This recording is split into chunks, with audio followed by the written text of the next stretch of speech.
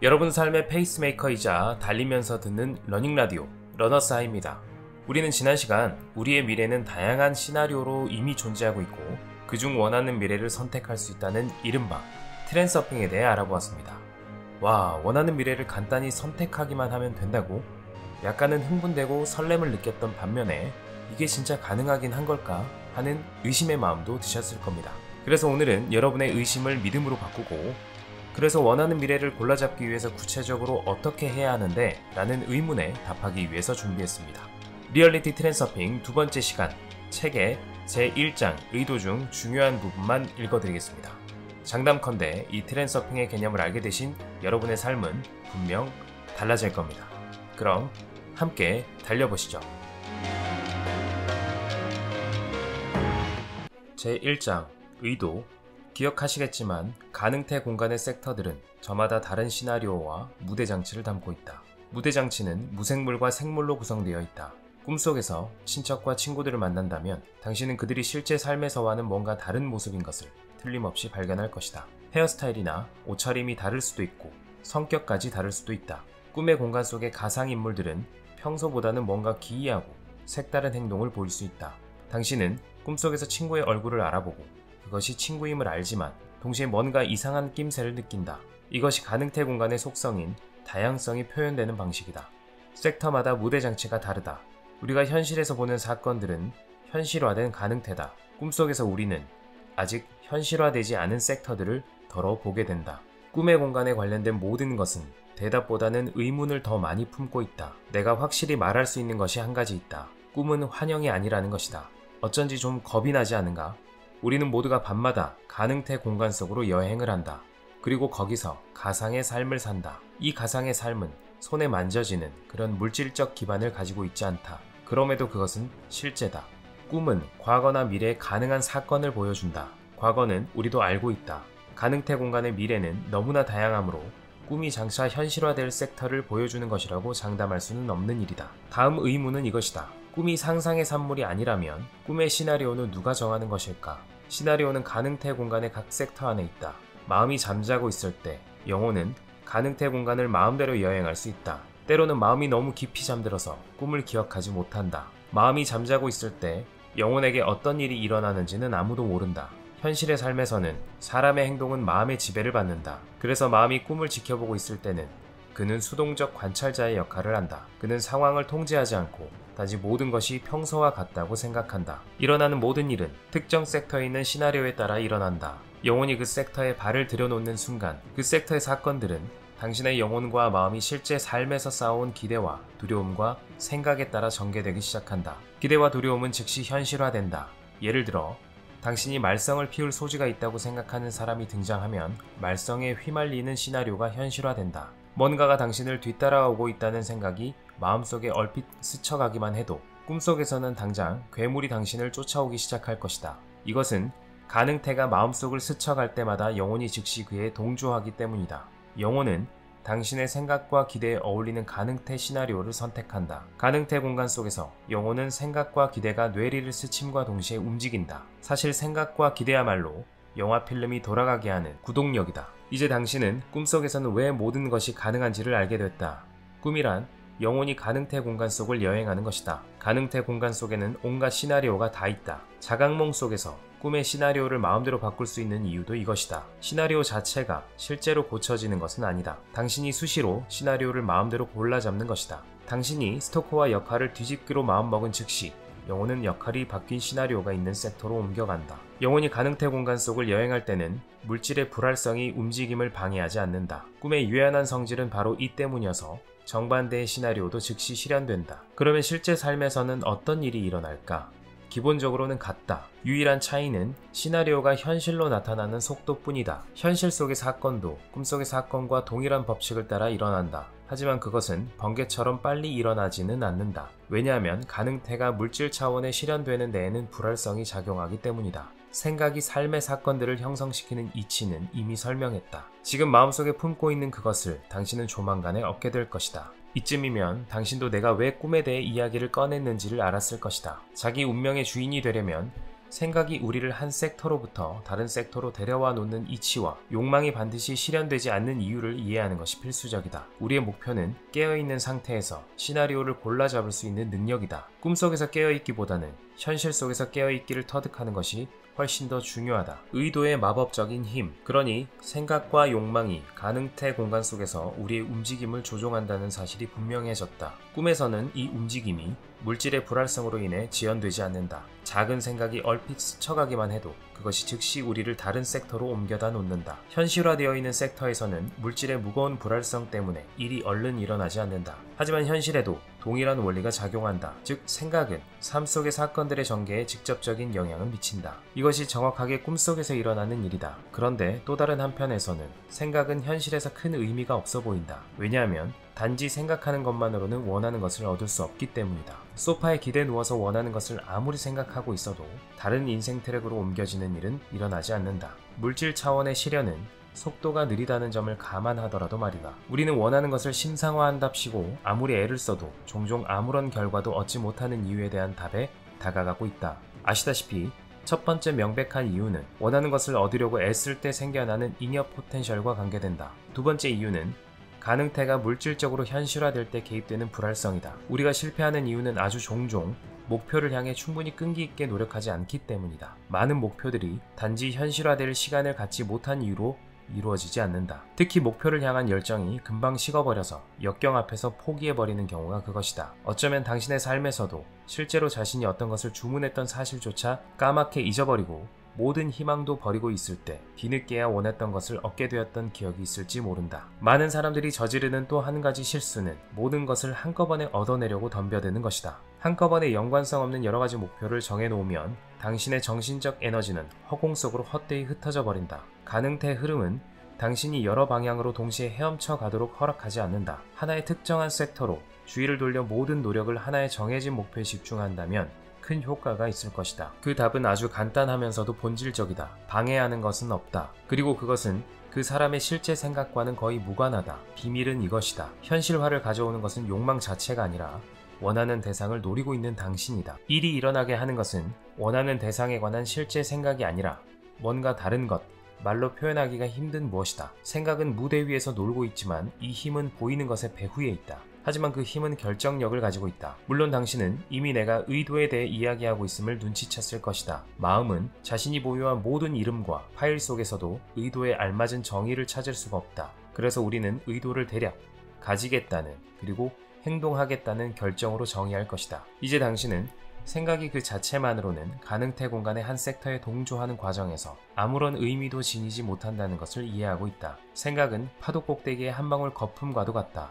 욕망이 실현되는 것이 아니라 의도가 실현되는 것이다. 팔을 들어 올리는 예를 다시 한번 살펴보자. 팔을 올리기를 소원해보라. 당신의 생각 속에 욕망이 형성되었다. 곧 당신은 팔을 올리고 싶어 한다는 사실을 의식한다. 하지만 욕망이 팔을 들어 올려주는가? 아니다. 욕망 그 자체는 어떤 행동도 만들어내지 못한다. 욕망하는 생각이 자신의 일을 행할 때만 팔이 올려진다. 남은 것은 행동하겠다는 결정뿐이다. 팔을 올려주는 것은 행동하겠다는 결정인가? 아니다. 결정도 팔을 올려주지 않는다. 당신은 팔을 들어 올리기로 최종 결정을 내렸다. 하지만 팔은 움직이지 않는다. 그러면 무엇이 팔을 들어 올려주는가? 결정 다음에 오는 그것을 어떻게 정의해야 할까? 의도가 정말 무엇인지를 마음이 분명히 설명하지 못한다는 사실을 깨닫게 되는 것이 바로 이 대목에서다. 가지겠다는 그리고 행동하겠다는 결정이라는 의도에 대한 우리의 정의는 단지 실제로 행동하는 힘을 소개해주는 선에서 그친다. 남겨진 유일한 것은 다음 사실을 말하는 것이다. 팔은 욕망이나 결정으로서 올려지는 것이 아니라 의도로서 올려진다. 결정이라는 표현은 단지 이해하기 쉬우라고 끌어들인 것일 뿐이다. 사실 의도가 무엇인지를 설명하는 것은 매우 어렵다. 우리는 팔과 다리를 어떻게 움직이는지를 궁금해하지도 않는다. 그리고 자신이 옛날에는 걷지 못했었다는 사실을 기억하지도 못한다. 마찬가지로 자전거에 처음 올라탈 때 사람은 무엇을 어떻게 해야 할지 모른다. 하지만 자전거 타는 법을 배우고 나서도 그는 그것을 설명하지 못할 것이다.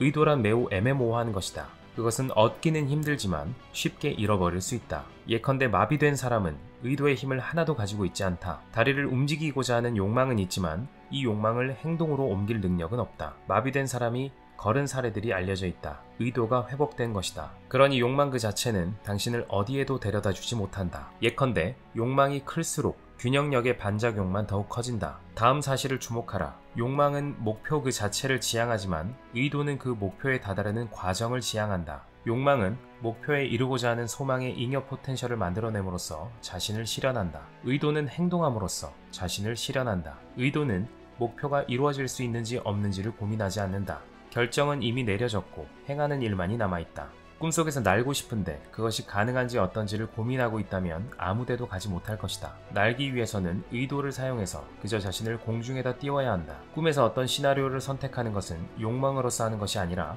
욕망하는 것을 얻고자 하는 확고한 의도로서 하는 것이다. 깊이 생각하는 것도 아니고 욕망하는 것도 아니다. 그저 가지고 행하는 것이다. 욕망의 무용성에 대해서는 이미 이야기했다. 뭔가를 간청하는 것은 어떤가? 수호천사나 신이나 높은 힘에게 무엇을 간청하는 것은 아무런 의미도 없다. 우주의 법칙은 절대적으로 냉철하다. 당신의 불평과 비탄과 하소연을 필요로 하는 사람은 아무도 없다. 감사는 좋다. 왜냐하면 감사는 본질적으로 조건 없는 사랑과 가깝기 때문이다. 진정한 감사, 그것은 창조적 에너지의 방사광이다. 간청의 잉여 포텐셜은 그 반대다. 그것은 지체다. 그것은 에너지를 한 곳에만 모은다. 무엇을 주세요, 나는 무엇을 원합니다 하는 등의 생각들은 자동적으로 잉여 포텐셜을 만들어낸다. 당신은 요구하는 그것을 가지고 있지 않은데 생각으로서 그것을 당신에게로 끌어당기려고 애쓰고 있다. 지구가 태양에게 다른 궤도를 돌도록 해달라고 조른다고 상상해보라.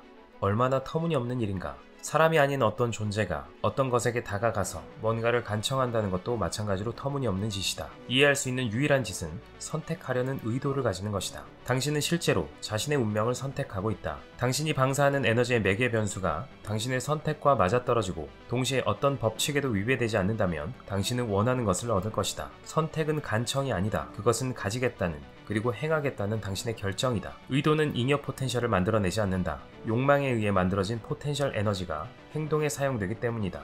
욕망과 행동은 의도 속에서 하나가 된다. 문제를 해결하고자 한다면 행동하라. 문제가 어렵다고 고민하고 있다면 당신은 잉여 포텐셜을 만들어내고 있고 동시에 펜듈럼에게 에너지를 뺏기고 있는 것이다. 행동할 때 당신은 의도의 에너지를 실현시키고 있는 것이다. 러시아 속담에 이런 말이 있다.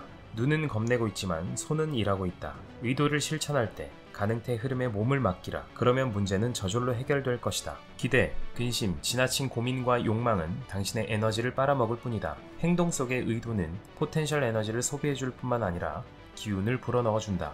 외부 의도. 의도는 욕망과 행동의 조합이다. 자신만의 힘으로써 무엇을 하고자 하는 의도에 대해선 누구나 잘 알고 있다. 이것은 내부 의도다. 의도의 작용을 외부 세계로 확대시키는 것은 그보다 훨씬 더 힘들다. 그것이 외부 의도다. 외부 의도의 도움으로 우리는 세상을 다스릴 수 있다. 더 정확히 말하자면 주변 세상이 어떻게 행동하게 할지를 선택할 수 있게 된다. 시나리오와 무대 장치를 우리가 정할 수 있는 것이다. 외부 의도의 개념은 가능태 모델과 밀접하게 연결되어 있다. 시간과 공간과 물질을 주무른다는 것은 논리적으로는 설명이 불가능해서 마법 아니면 초상 현상으로 치부되는 경향이 있다. 그런데 사실은 이런 현상들이야말로 외부 의도의 작용이다. 외부 의도는 가능태 공간에서 인생 트랙을 선택하는 과정에 개입한다. 내부 의도는 길 가다가 본 사과나무를 배나무로 바꿔놓을 수 없다. 외부 의도도 어떤 것을 다른 것으로 바꿔놓을 수는 없다. 대신 그것은 가능태 공간에서 사과나무가 있는 길 대신에 배나무가 있는 길을 선택하고 전이가 일어나게 한다. 이것이 사과나무가 배나무로 바뀌는 이치다. 사과나무에는 실제로 아무런 일도 일어나지 않는다. 단지 바꿔치기가 일어날 뿐이다. 물질화 작용이 가능태 공간의 한 트랙으로부터 다른 트랙으로 옮겨가서 일어나는 것이다. 그 어떤 힘으로도 실제로 한 물체를 다른 것으로 마법처럼 변화시킬 수는 없다. 내부 의도는 그것을 목표로 삼지만 그 능력은 지극히 한정되어 있다. 바로 옆에 창이 열려 있는데도 자꾸만 유리에 몸을 부딪히는 파리는 내부 의도를 가지고 있다. 이 파리에게 외부 의도는 무엇이라고 생각하는가? 열린 창으로 날아가는 것이 분명한 정답일 것 같지만 그렇지 않다. 파리가 뒤로 물러나서 잘 살펴보기만 해도 창문에 닫힌 곳과 열린 곳을 찾을 수 있을 것이다. 그것은 단지 현실을 바라보는 시야가 넓혀진 것뿐이다. 순수한 형태의 외부 의도는 파리의 눈앞에서 닫힌 창을 열어준다. 당신이 크리스마스 이브에는 시내에서 주차할 곳을 찾을 수가 없으리라고 확신한다고 가정해보자. 당신의 내부 의도는 이렇게 주장한다. 이 시간에 어디다 주차할 수가 있겠어? 사람들이 이렇게 북적대는데. 반면에 외부 의도는 당신이 주차장에 들어서는 순간 기다렸다는 듯이 자리가 빌 것이라고 생각한다. 외부 의도는 그런 가능성을 끈기 있게 확고하게 믿는 것도 아니다. 외부 의도는 그저 자신에게 속한 것을 냉정하게 가차없이 차지한다. 이제 우리는 어떤 목표를 이루고자 하는 정신 에너지의 본질은 욕망과 내부 의도와 외부 의도라는 세 가지의 형태로 표출될 수 있음을 알았다. 욕망은 목표 자체에다 주의를 모으는 것이다. 아시다시피 욕망은 아무런 힘도 없다. 목표를 생각하고 그것을 원하노라고 아무리 욕심을 내봤자 그것만으로는 아무것도 변하지 않는다. 내부 의도는 목표를 향해 움직여가는 과정에 주의를 모으는 것이다. 이것은 잘 먹혀든다. 하지만 많은 노력이 드는 것이 사실이다. 외부 의도는 목표가 스스로 실현되는 이치에 주의를 모으는 것이다. 외부 의도는 목표가 스스로 실현되도록 그저 허용한다. 그것은 동시에 목표의 가능태가 이미 존재하며 당신은 그것을 선택하기만 하면 된다고 확신하고 있음을 암시한다. 내부 의도는 목표를 성취하는 반면에 외부 의도는 목표를 선택한다.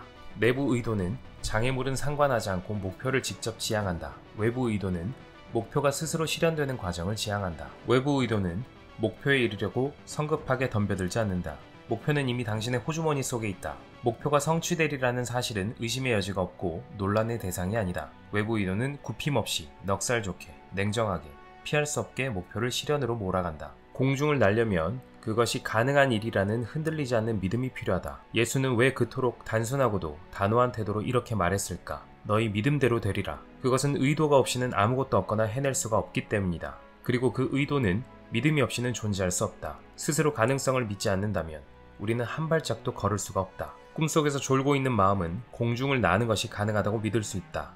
하지만 아무리 설득하려고 애써도 깨어있는 마음으로서는 난다는 것은 상상하기 힘든 일이다. 단지 믿음이 아니라 지식이 있어야 한다. 믿음은 의심의 가능성을 내포한다. 믿음이 있는 곳에는 의심도 있다. 지식은 의심을 쫓아내준다. 당신은 사과를 쥔 손을 놓으면 사과가 땅에 떨어진다는 사실을 한치도 의심하지 않는다. 안 그런가? 그렇게 될 것을 믿는 것이 아니라 안다. 순수한 외부 의도는 의심으로부터 자유롭다. 그러므로 또한 믿음으로부터도 자유롭다. 꿈속에서 날기 위해서는 약간의 외부 의도만 있으면 충분한 반면에 불활성 물질 현실의 세계에서는 의도가 절대적으로 순수해야만 한다. 하지만 순수한 의도를 얻기란 불가능하다는 사실에 우울해하지 마시기를. 당신의 목표를 이루는 데는 2등급 의도만 가지고도 충분하니까. 불활성 물질이 제대로 펼쳐져서 실현되는 데는 단지 약간의 시간이 필요할 뿐이다. 내부 의도가 끝나고 외부 의도가 시작되는 경계선을 긋기는 어렵다. 내부 의도는 마음, 의식이 영혼, 잠재의식과 합쳐져서 일치되고 조율될 때 외부 의도로 변한다.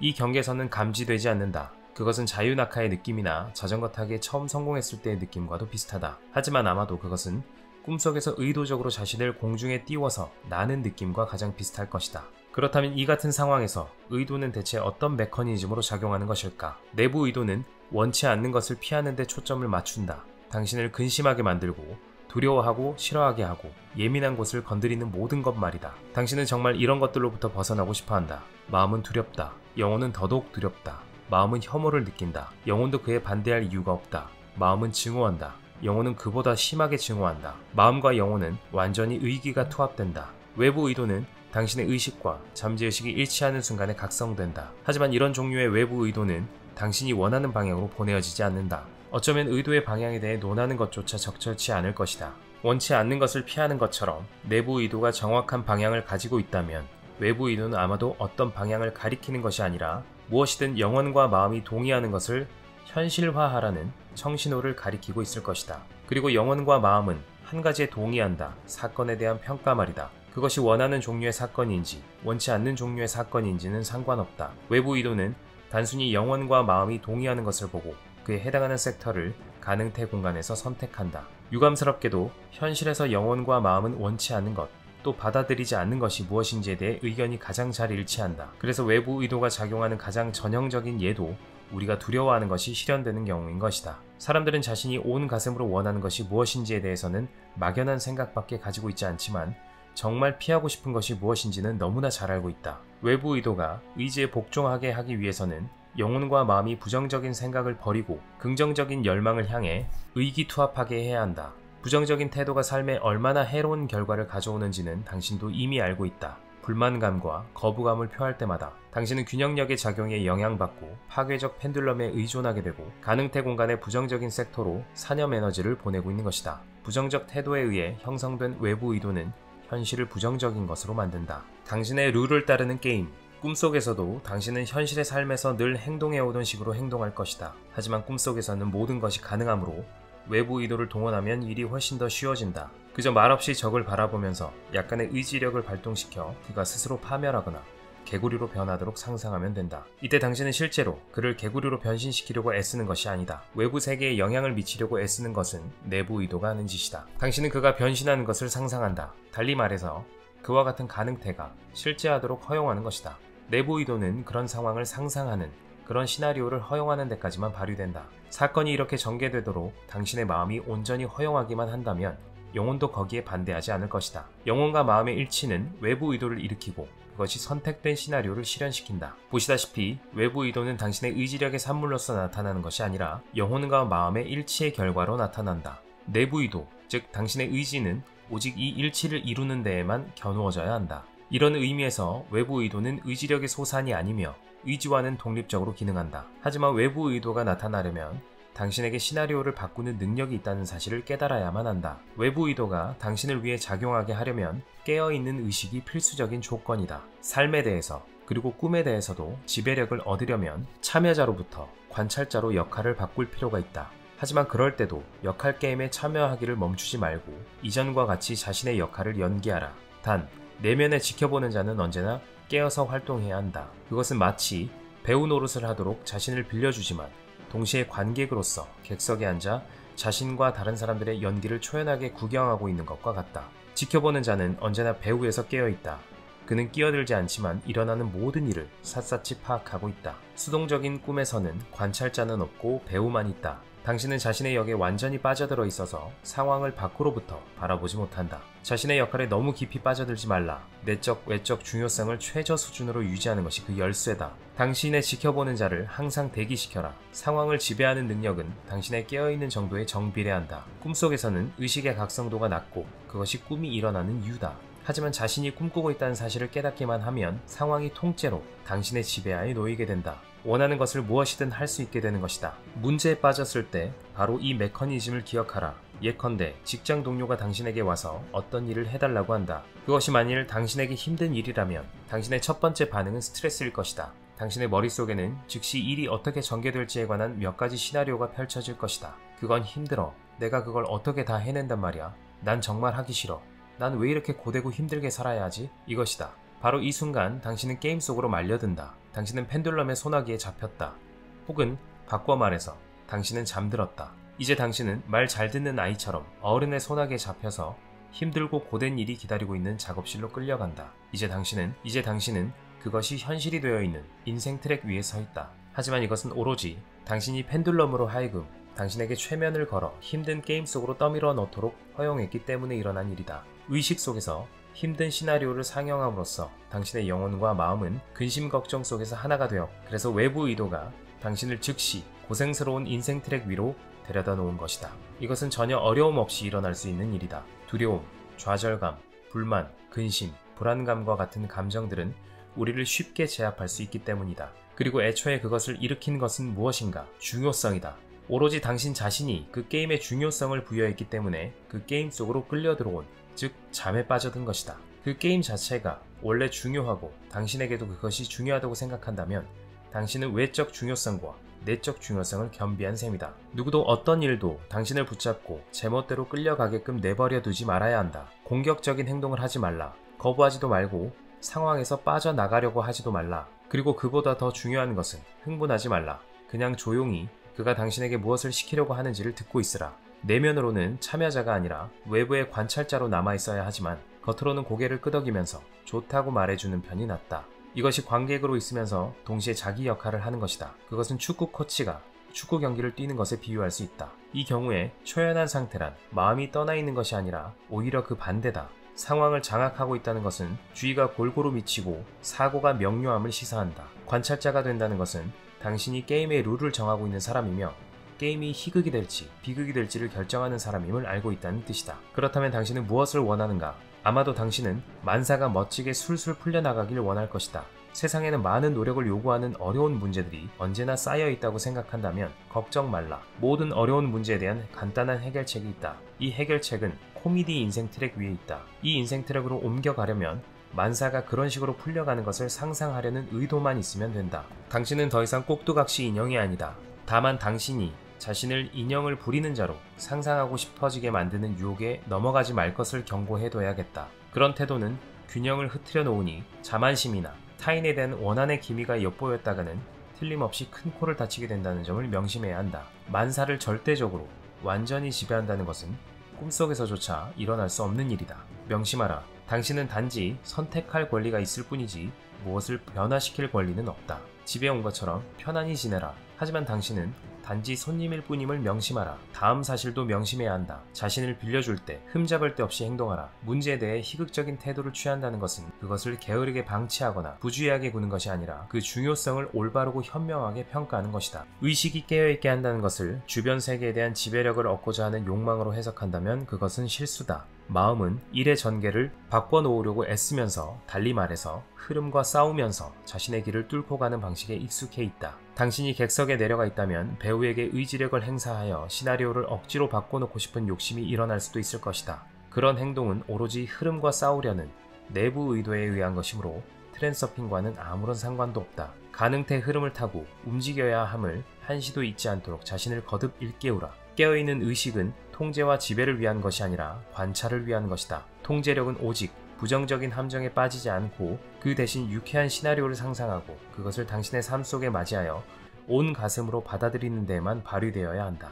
당신의 시나리오를 세상에 강요하지 말라. 특정 가능태가 스스로 실현되게끔 세상이 허용하는 일이 일어날 가능성을 열어두라. 자신이 그 가능태를 가지게끔 허락하라. 세상과 싸우기를 멈추라. 영혼과 마음이 일치되었을 때만 당신은 스스로 선택할 수 있게 될 것이다. 인간은 지능을 지니고 있기 때문이 아니라 깨어있는 정도가 다르기 때문에 동물과 다른 것이다. 동물들은 의식이 더 잠들어 있다. 동물의 행동은 주로 타고난 고정된 시나리오에 의해 결정되는데 그것은 본능과 조건 반사로 나타난다. 그런 면에서 인간은 더 깨어있다. 인간은 천성적으로 개인으로서의 자신과 세상 속의 자기 위치를 더 잘 인식한다. 하지만 그럼에도 인간의 깨어있는 정도는 아직 매우 미미하다. 인간은 무대 위에서 자신의 게임을 연기하고 있다. 그는 그 게임에 완전히 빠져있다. 소위 지성적이라는 사람들의 비밀은 깨어있는 의식에 있다. 현실을 대면하고 싶지 않을 때 사람은 다소간의 의식이 희미해진다. 당면한 현실로부터 도망가고 싶은 욕망이 타조로 하여금 모래 속에 머리를 처박게 한다. 세상으로부터 자신을 떼놓으려고 애쓰는 사람에게서도 이런 성향이 나타난다. 분노도 이와 마찬가지로 사람의 인식을 흐려놓는다. 그는 게임에 완전히 휘말려서 아무것도 보이지도 들리지도 않는다. 그래서 분노에 눈이 먼다는 말이 있는 것이다. 두려움과 분노는 무의식의 극단적 표출이다. 의식이 깨어있으면 무의식으로부터 직관적 정보를 수신하는 데도 도움이 된다. 자신이 이렇게 생각하고 있는 것은 알아차리면 된다. 내가 왜 갑자기 이걸 하려고 했을까? 영혼의 목소리는 매우 부드러워서 거의 들리지 않는다. 고도로 깨어있는 의식 상태는 마음속에 지켜보는 자가 늘 자리를 지키고 있을 때 성취된다. 지켜보는 자는 일어나고 있는 일에 대한 객관적 평가를 제공한다. 지켜보는 자는 그와 같은 게임에서는 누가 이득을 얻는지를 항상 파악하고 있다. 그리고 그는 당신이 꼭두각시 인형처럼 그 게임에 말려들지 않도록 면밀히 경계한다. 매 순간 다음 질문을 마음에 품고 있는 것이 결정적으로 중요하다. 너는 잠들어 있는가? 깨어 있는가? 순수한 의도, 그렇다면 어떻게 하면 가지겠다는 결정과 나서기를 거부하는 사이에서 균형을 잡아 이 두 가지를 잘 조합시킬 수 있을까? 질문이 답을 암시하고 있다. 의도의 균형을 유지해야 한다. 그것은 욕망 없이 원하며, 걱정 없이 돌보며, 떠밀려가지 않고 노력하며, 고집 없이 행동함을 의미한다. 균형은 중요성의 포텐셜에 의해 흔들린다. 당신도 아시다시피 목표가 중요하면 중요할수록 그것을 이루기는 더 힘들어진다. 당신이 뭔가를 얻기 위해 지나치게 노심초사하고 원하는 것을 붙잡으려고 미친듯이 날뛴다면 진정으로 원하면 반드시 얻는다는 속담과는 오히려 반대의 일이 벌어질 것이다. 초조한 마음은 자신의 소망이 이루어지리라는 믿음이 온전하지 않기 때문에 일어난다. 다음 두 가지 태도를 비교해보라. 첫 번째, 나는 정말 그것을 원해. 그건 생사가 걸린 문제야. 어떤 일이 있어도 그것만은 꼭 이뤄야 해. 결코 놓치지 않을 거야. 자, 이제 두 번째, 좋아. 난 그걸 이루기로 결정했어. 사실이지. 그거야말로 내가 진정으로 원하는 거야. 그러니 뭐가 문제야? 내가 그걸 가질 거야. 그걸로 충분해. 어느 쪽이 성공할지를 판단하기는 어렵지 않다. 소망과 의도가 다른 점이 하나 더 있다.